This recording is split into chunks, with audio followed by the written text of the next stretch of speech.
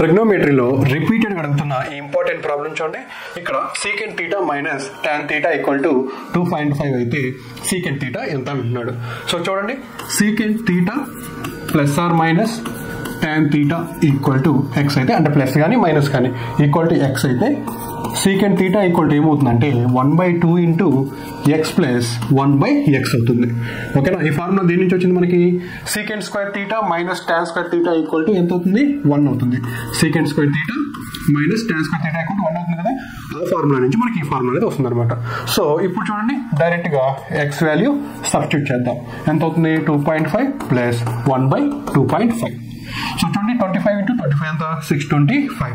So 6.25 plus 1/2.5 into 2 ఎంత అవుతుంది? 5 అవుతుంది. ఓకే, సో చూడండి 7.25/5. 5 1s 5 4s 5 5s. So answer ఏమవుతుంది? సి అవుతుంది.